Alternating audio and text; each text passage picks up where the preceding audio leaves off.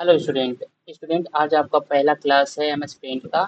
तो M S paint को start कर रहे हैं। आप देख सकते हैं कि एम एस पेंट को हम किस तरह से अच्छा आपको बताएं जिससे कि आपको अच्छे से समझ आए। तो आज हम एम एस पेंट का फर्स्ट क्लास आपके लिए तैयार कर रहे हैं। तो सबसे पहले बच्चों, हम एम एस पेंट को ओपन करने के लिए विंडो के साथ आर बटन प्रेस करते हैं। विंडो के साथ आर बटन प्रेस करेंगे तो हमारा run command dialog box open हो जाएगा और इसमें हम एम एस पेंट टाइप करेंगे, देन एंटर प्रेस करेंगे, हमारा एम एस पेंट ओपन हो जाएगा। एम एस पेंट को देख सकते हैं। अब एम एस पेंट में इम्पोर्टेंट पार्ट है बच्चों, सबसे ऊपर जो टॉप पे होता है इसको हम टाइटल बार कहते हैं। सबसे डाउन साइड में आपका स्टेटस बार दिख जाएगा। राइट साइड में ये जो एरिया है ये वर्टिकल है और ये जो एरिया है ये हॉरिजॉन्टल आपको दिख जाएगा। इसके बाद जो टाइटल बार है, टाइटल बार की डाउन साइड में आप देख सकते हैं ये हमारा रिबन बार है। रिबन बार को हाइड करने के लिए कंट्रोल के साथ F1 प्रेस कर सकते हैं आप और रिबन बार हाइड हो जाएगा, और F1 प्रेस करेंगे तो आपका अनहाइड हो जाएगा। इसके बाद सबसे पहला है आपका फाइल। फाइल में आपको न्यू मिलता है, ओपन मिलता है, सेव मिलता है, सेव एज मिलता है, प्रिंट मिलता है, इमेज सेंड टू इमेज मिलता है, और set as a background, text of background मिलता है, प्रॉपर्टीज है, अबाउट है, एक्सिट है। तो ये अब आज आपको मैं पूरी डिटेल में समझाने जा रहा हूँ कि कैसे क्या हम किस तरह से पेंट को यूज करते हैं। तो फर्स्ट ऑफ ऑल हम फाइल को ही ले लेते हैं। फाइल को लेने से हम आपको सबसे पहला बताते हैं कि ये हमारा जो है न्यू पेज है। न्यू पेज की शॉर्टकट किया है कंट्रोल एन।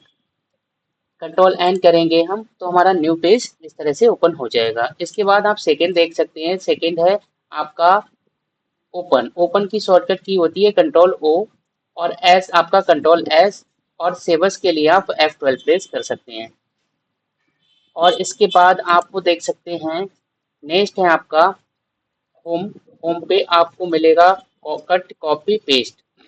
तो आज हम सीखने वाले सबसे पहले होम पेज को क्लियर करते हैं। होम पेज में क्या है, cut copy paste. Cut copy paste को हम कैसे यूज करते हैं। तो सबसे पहले मैंने कोई टैक्स यहाँ पे लिख लिया। जैसे यहाँ पे हम लिखते हैं, हमने यहाँ राज लिख लिया। राज लिखने के बाद सबसे पहले हमने इसको सिलेक्ट कर लिया इस तरह से, और सिलेक्ट करने के बाद हम इस तरह से इसको क्रॉप करेंगे और हम यहाँ से इसको कट कर लेते हैं। कट करने के बाद आप यहाँ डायरेक्टली इसको पेस्ट कर सकते हैं। और पेस्ट में दो ऑप्शन मिल रहे थे आपको, पेस्ट और पेस्ट फ्रॉम का। तो पेस्ट का तो यूज आपने देख लिया कि आप कभी भी कोई टेक्स्ट को कॉपी करते हैं और पेस्ट सिंपली पेस्ट कर लेते हैं। पेस्ट फ्रॉम का क्या यूज होता है, पेस्ट फ्रॉम का यूज है, पेस्ट फ्रॉम पे क्लिक करेंगे तो आप इसके थ्रू अपने डेस्कटॉप की कोई भी इमेज, कोई कंप्यूटर की इमेज को इजिली अपने कंप्यूटर की स्क्रीन पर ला सकते हैं। डबल क्लिक करेंगे और ये देख सकते हैं आप, पेस्ट फ्रॉम से आपकी इमेज आ जाएगी। आई होप सो कि आपको समझ आया होगा। इसके बाद आप ये इसको अगर इस तरह से सिलेक्ट करेंगे तो कट वाला ऑप्शन जो है आपका रेडी हो जाएगा। इसी तरह से कॉपी करने का भी इसी को रेडी हो जाएगा। अगर आपने कॉपी कर लिया, पेस्ट करेंगे तो ये तो आपका इजिली पेस्ट हो जाएगा। इसके बाद आप देख सकते हैं सेकंड है इमेज। इमेज में आपको मिलेगा, एक तो आपका रेक्टेंगुलर है, ये है रेक्टेंगुलर सिलेक्शन। रेक्टेंगुलर सिलेक्शन का तात्पर्य ये है कि हम रेक्टेंगल में इसको सिलेक्शन बना सकते हैं और इसको सिंपली एक ही बार में कट कर सकते हैं। एक ही बार में हम इसको पेस्ट भी कर सकते हैं कहीं पे, ये रेक्टेंगल में आ जाएगा। इसके बाद फ्री फ्रॉम सिलेक्शन है। फ्री फ्रॉम सिलेक्शन का क्या सिलेक्शन होता है कि अभी मैं आपको आगे समझा दूंगा। अभी हम फ्री फ्रॉम सिलेक्शन को आपको समझाते हैं। फ्री फ्रॉम सिलेक्शन में क्या है कि हमने कोई इमेज ले ली पेस्ट फॉर्म से, सपोज यही इमेज ले लेते हैं बच्चों, और ये इस इमेज को हमने क्या करना है, फ्री फ्रॉम से सिलेक्ट कर लेना है।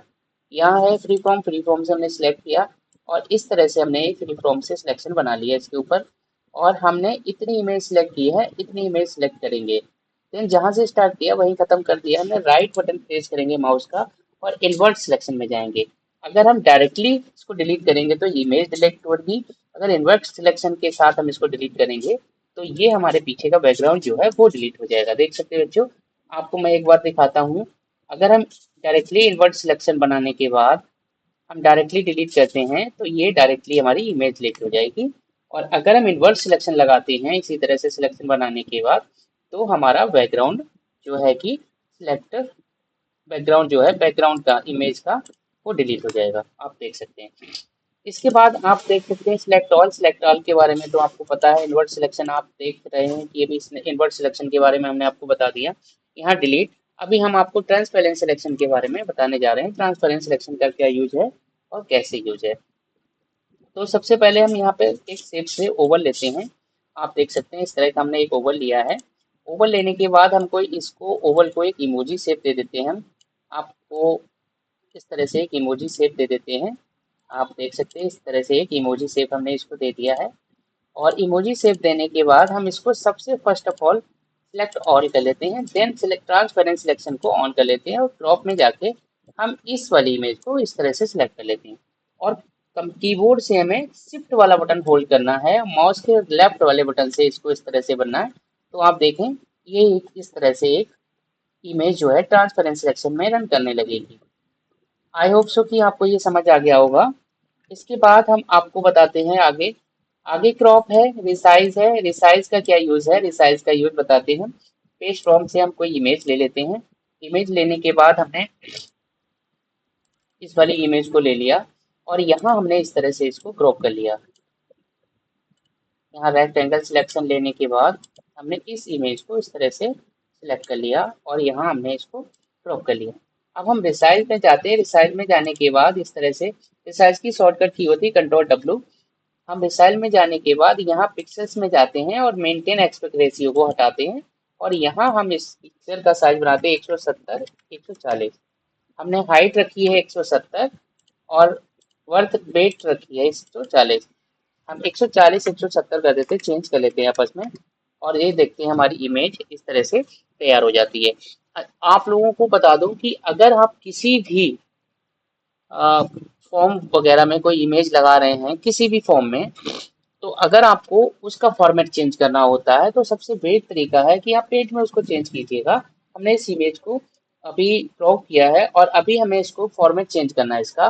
तो हम क्या करेंगे, F12 प्रेस करेंगे और आप यहाँ देख सकते हैं सेव एज अ टाइप में ये PNG फॉर्मेट में सेव हो रही है, लेकिन हमें इसको JPG फॉर्मेट में सेव करना है और हमें इसका लोकेशन जो है वो डेस्कटॉप देना है इस तरह से। और कोई भी नाम हम दे देते हैं इसको। हमने यहाँ पे कार्तिक नाम दे दिया इसको और हमने इसको डेस्कटॉप पे ही सेव कर दिया है। आप देख सकते हैं कि इस इमेज को आपने यहाँ देखिए ये JPG फॉर्मेट में, और जो मैंने दी है 170 इंटू 140 इंटू 170 दिया है और ये 10 KB का इमेज जो है आपका बन के रेडी हो गया। इस तरह की इमेज आपको बहुत आसानी से आपके काम कराने के लिए बहुत रेडी हो जाएगा, जिससे कि आप फॉर्म वगैरह कोई फिल करते हैं उसमें आप अच्छे से इसको लगा सकते हैं। इसके बाद आप देख सकते हैं यहाँ आपको पेंसिल मिल जाएगी। पेंसिल क्या है, पेंसिल को हम इस तरह से करते हैं, अगर हमें थोड़ा मोटा साइज चाहिए तो कंट्रोल के साथ हम प्लस कर लेते हैं तो थोड़ा मोटा आ जाएगा। थोड़ा और मोटा चाहिए तो फिर से कंट्रोल के साथ प्लस कर लेते हैं, थोड़ा और मोटा आ जाएगा। कंट्रोल के साथ फिर प्लस कर लेते हैं तो थोड़ा और मोटा आ जाएगा। इस तरह से हम पेंसिल का साइज इंक्रीज कर सकते हैं। इसके बाद ये फिल बकेट है। फिल बकेट से हम कोई भी कलर डाल सकते हैं, इस तरह से कोई भी कलर आप ले सकते हैं, डाल सकते हैं। इसके बाद ये टेक्स्ट आ गया आपका।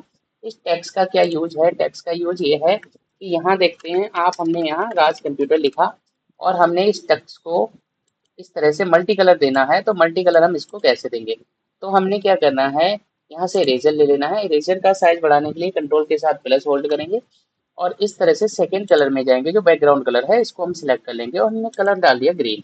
और माउस के राइट वाले बटन से इस टेक्स्ट पे आप इस तरह से इरेजर को रन करेंगे, इस तरह से देख करने हैं। और आप देख सकते हैं कि ऑटोमेटिक टेक्स्ट का कलर जो है, जो आपने टेक्स्ट का कलर लिया बाय डिफॉल्ट, वो ऑटोमेटिक चेंज हो जाएगा। आई होप सो आपको समझ आया होगा ये। ठीक है, इस तरह से आप चेंज कर सकते हैं, मल्टी कलर आप बना सकते हैं।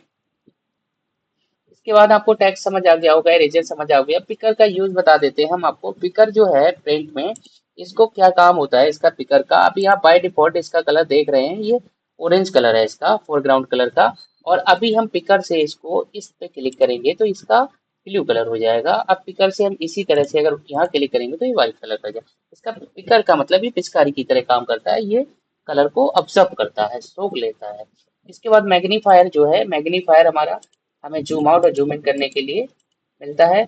इसके बाद आप देखेंगे ब्रश में, ब्रश में आपको बहुत डिफरेंट डिफरेंट तरह के ब्रश मिल जाएंगे। इस तरह का ब्रश है, जैसे आपको कलर चेंज करके बताता हूँ, ये कलर ब्रश मिल जाएगा आपको। सेकेंड इस तरह का ब्रश मिल जाएगा। थर्ड आपको इस तरह का ब्रश मिल जाएगा। फोर्थ आपको ये ऐसे ब्रश मिल जाएगा।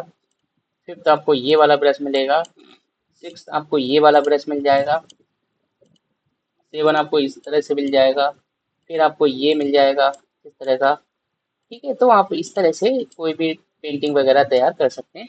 ये ब्रश मिलेंगे। इसके बाद आपको शेप मिलेगी। शेप में ये लाइन है, कर्व है, ओवल है, रेक्टेंगल, राउंडेड रेक्टेंगल, पॉलीगन है, ट्रायंगल है, राइट ट्रायंगल है, और ये आपका डायमंड है, ये आपका पेंटागोन है, हेक्सागोन है, right left up down, 4 point star, 5 point, 6 point star, ये कॉल आउट, ये राउंडेड रेक्टेंगुलर कॉल आउट है, ये आपका कॉल आउट है, क्लाउड कॉल है, आर्ट है, लाइटिंग है। इसके बाद आपको यहाँ एक ऑप्शन मिलेगा आउटलाइन और फिल का।